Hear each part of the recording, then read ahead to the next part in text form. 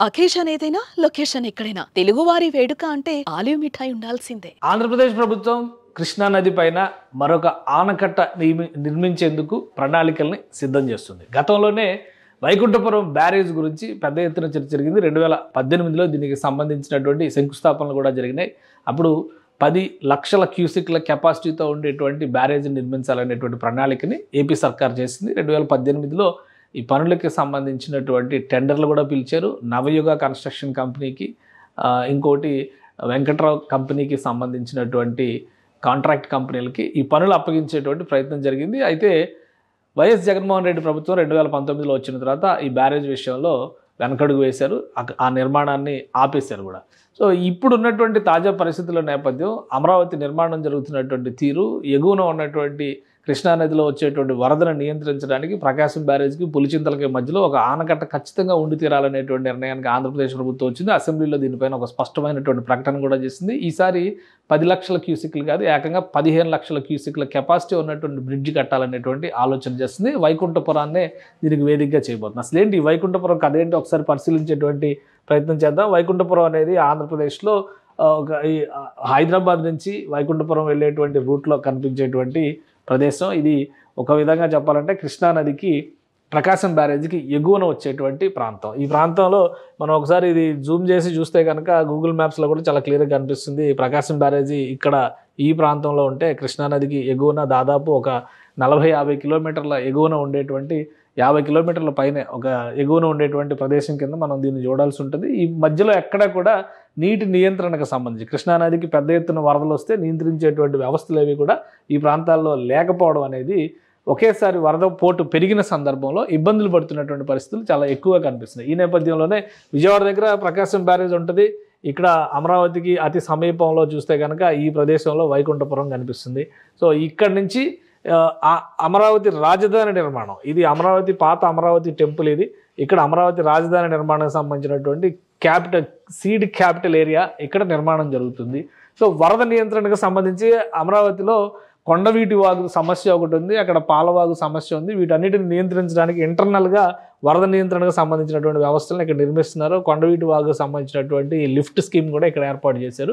కానీ కృష్ణానది పోటెత్తినప్పుడు, మొన్న విజయవాడ బుడమేరు పొంగిన సందర్భంలో కృష్ణానది పోటెత్తినటువంటి సందర్భం 2 నదులు కూడా విజృంభించినాయి. అటు మున్నేరు, ఖమ్మం జిల్లా నుంచి వచ్చేటువంటి మున్నేరు కూడా పెద్ద ఎత్తున ఈ ప్రాంతంలోనే నీటిని తీసుకొచ్చి కలిపేటువంటి అవకాశం ఉంటుంది.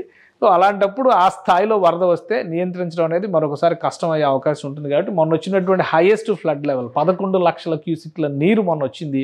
ఇప్పుడు దాన్ని దృష్టిలో పెట్టుకుని 15 లక్షల క్యూసిక్ల నీరు వచ్చినా కానీ నిలువరించగలిగే కెపాసిటీ ఉండేటువంటి బ్రిడ్జిని వైకుంఠపురం దగ్గర నిర్మించాలనేటువంటి ఆలోచన రాష్ట్ర ప్రభుత్వం చేస్తుంది. ఈ వైకుంఠపురానికి మరొక ప్రత్యేకత కూడా ఉంది. ఎందుకంటే ఇది మ్యాప్గా మనం చూసినప్పుడు మనకు పెద్దగా డిఫరెన్స్ కనిపించకపోవచ్చు, కానీ ఔటర్ రింగ్ రోడ్డు నిర్మాణానికి సంబంధించి ఒక ప్రణాళికని రాష్ట్ర ప్రభుత్వం అనౌన్స్ చేసింది. అందులో చేసినటువంటి అనౌన్స్మెంట్స్ ప్రకారం చూస్తే ఆ రీజియన్, ఆ టోపోగ్రఫీ మొత్తం కూడా మనకు క్లియర్గా అర్థమవుతుంది. ఇది వైకుంఠపురం బ్రిడ్జి గురించి మనం 2 విషయాలు మాట్లాడుకోవాల్సి ఉంటుంది. వైకుంఠపురం దగ్గరే మరొక బ్రిడ్జి నిర్మాణం జరుగుతుంది, అది రైల్వే బ్రిడ్జ్. అమరావతికి శాంక్షన్ చేసినటువంటి ఎర్రుబాలెం వరకు డిసైడ్ చేసినటువంటి రైల్వే లైన్ ఇక్కడి నుంచి వెళ్తుంది.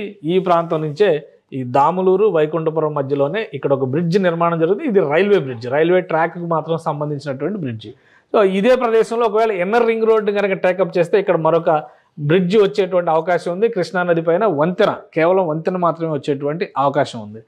ఇదే ప్రాంతంలో ఇప్పుడు మరొక ఆనకట్ట, అంటే ఎంత జాగ్రఫీ పరంగా చూస్తే ఇక్కడ ఎంత కంజెషన్ వస్తుందంటే కృష్ణానది నుంచి దాటడానికి 3 మార్గాలు కనిపిస్తాయి. ఒకటి రైల్వే ట్రాక్ ఉంటే 2 రోడ్డు మార్గాల కింద మనం చూడాల్సి ఉంటుంది. ఆనకట్ట పైనుంచి కూడా రాకపోకలకు అవకాశం ఉండే విధంగా రోడ్డు నిర్మాణం జరుగుతుంది. కాబట్టి దాన్ని కూడా ఒకసారి ఆలోచించాల్సినటువంటి అంశంగా కనిపిస్తుంది. ఇది మొత్తం జాగ్రఫీ పరంగా ఒకసారి మనం పరిశీలిద్దాం. ఈ ప్రదేశంలో ఇంకా ఏమేమి లొకేషన్స్ ఉన్నాయి, ఇంకా ఏమేమి అంశాలు ఉన్నాయి కూడా ఒకసారి చూద్దాం. ఇది కృష్ణానదికి సంబంధించి చాలా చోట్ల మనకి క్లారిటీ వచ్చేటువంటి, నది లోపల ఉండేటువంటి అనేక దీవులకి సంబంధించిన సముదాయం ఇక్కడ మనకు కనిపిస్తుంది.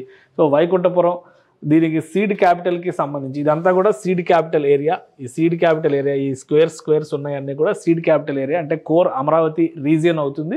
ఇటువైపు అంతా టూరిజం రిలేటెడ్ డెవలప్మెంట్స్ వాటి మీద ప్రణాళికలు చేశారు. ఇటువైపు చూస్తే కనుక వైకుంఠపురం దగ్గర ఈ IRR ఇన్నర్ రింగ్ రోడ్డుకు సంబంధించిన రోడ్డు, రైల్వే లైన్కి సంబంధించినటువంటి బ్రిడ్జ్ వస్తే ఈ ప్రదేశంలోనే ఒక ఆనకట్ట వస్తుంది. ఈ ఆనకట్ట వచ్చిన తర్వాత ఇక్కడ నీటి నియంత్రణకు కావాల్సినటువంటి స్లూయిజ్లు పెడతారు, లాక్ సిస్టమ్ ఉంటుంది, గేట్లు ఎత్తేటువంటి వ్యవస్థలు ఏర్పాటు అవుతాయి. 15 లక్షల క్యూసిక్ల నీటిని నిల్వ చేయగలిగేటువంటి కెపాసిటీ ఉండేటువంటి ప్రాంతం ఇక్కడ గేట్లు కూడా ఆ స్థాయిలో పెడతారు. కాబట్టి ఇదొక టూరిజం స్పాట్గా కూడా మారుతుందని చెప్పని రాష్ట్ర ప్రభుత్వం చెప్తుంది. ఇక్కడ పర్యాటకంగా అభివృద్ధి చేసేందుకు బ్యాక్ వాటర్స్లో వాటర్ గేమ్స్ రిలేటెడ్ కానీ ఇతర పర్యాటకపరమైనటువంటి అంశాలకి సంబంధించినటువంటి వ్యవస్థను ఏర్పాటు చేయడం, రిసార్ట్స్ లాంటివి. ఎందుకంటే ఈ ప్రాంతంలో కూడా చాలా ఐలాండ్స్ కనిపిస్తూ ఉంటాయి. ఇక్కడ చూస్తే కనుక ఇవన్నీ కూడా ఐలాండ్స్ లాగా ఉన్నటువంటి ప్రదేశాలే. కృష్ణానది మధ్యలో ఉండేటువంటి ఐలాండ్స్ ఇవన్నీ కూడా. ఇక్కడ ఎలా అయితే ప్రకాశం బ్యారేజ్ దగ్గర మనం గమనించి చూస్తే ఇది మొత్తం భవానీ ఐలాండ్ ఎలా అయితే మనం చూస్తామో అదే తరహాలో ఇక్కడ కూడా ఐలాండ్ టూరిజంని డెవలప్ చేయొచ్చు అని చెప్పని ఆంధ్రప్రదేశ్ ప్రభుత్వం భావిస్తుంది. దీనికి సంబంధించి 4,000 కోట్ల రూపాయల వరకు అంచనా వేశారు. 4,000 కోట్ల రూపాయల ప్రణాళికతో ఈ బ్యారేజ్ని అతి త్వరలోనే నిర్మాణ పనులు మొదలుపెట్టేటువంటి అవకాశం ఉంది. ఎందుకంటే దీనికి కొత్తగా డిపిఆర్లు చేసేటువంటి అవకాశం ఉండదు. ఓన్లీ కెపాసిటీ పెంచుతున్నారు కాబట్టి. ఇంతకు ముందర 10 లక్షల క్యూసిక్లు చేశారు, ఇప్పుడు 15 లక్షల క్యూసిక్లు చేస్తున్నారు. కాబట్టి దానికి సంబంధించినటువంటి మార్పులు చేర్పులు మినహా మిగతా పెద్దగా మార్పులు చేర్పులు చేయడానికి అవకాశం ఉండదు. కాబట్టి రాష్ట్ర ప్రభుత్వం వీలైనంత తొందరగా వైకుంఠపురం బ్యారేజీకి సంబంధించినటువంటి పనులు కూడా ప్రారంభించాలని ఆశిస్తుంది. ఈ డిపిఆర్ ఇవన్నీ కంప్లీట్ అవ్వడానికి ఒక 6 నెలల సమయం పట్టొచ్చు. అంటే ఈ వర్షాకాలం తర్వాత వైకుంఠపురం దగ్గర బ్రిడ్జికి సంబంధించినటువంటి నిర్మాణ పనులపైన స్పష్టత వస్తుంది. ఈసారి ఎవరికి ఇచ్చేటువంటి అవకాశం ఉంటుంది, కాంట్రాక్ట్స్ అంతా కూడా మళ్ళీ టెండర్ ప్రొసీజర్లోనే ముందుకెళ్తుంది. ఎందుకంటే ఈ 5 ఏళ్లలో రేట్ రివిజన్ చాలా వరకు జరిగింది. వీటన్నిటిని దృష్టిలో పెట్టుకునే కొత్తగా టెండర్స్ కాల్ చేస్తుంది. ఒక 6 నెలల్లో టోటల్ పిక్చర్ అంతా కూడా దీనికి వస్తుంది. కానీ వైకుంఠపురం మాత్రం ఇప్పుడున్నటువంటి సినారియోలో మనం అబ్జర్వ్ చేసి చూస్తే ఈ వైకుంఠపురం ప్రాంతం మొత్తం కూడా రాబోయేటువంటి రోజుల్లో ఒక అతిపెద్ద టూరిజం స్పాట్గా మారేటువంటి అవకాశం ఉంటుంది. ఎందుకంటే ఇటు అమరావతి రీజియన్, అలానే హైదరాబాద్ నుంచి వచ్చేటువంటి నేషనల్ హైవే 65కి కనెక్టివిటీ ఉండేది. ఇక్కడ ఔటర్ రింగ్ రోడ్ స్ట్రెచ్, ఇక్కడ ఇన్నర్ రింగ్ రోడ్ స్ట్రెచ్, ఇక్కడ చూస్తే రైల్వే ట్రాక్. సో ఈ మధ్యలోనే అతిపెద్ద జంక్షన్ పాయింట్గా ఇది డెవలప్ అవడానికి అవకాశాలు కనిపిస్తున్నాయి.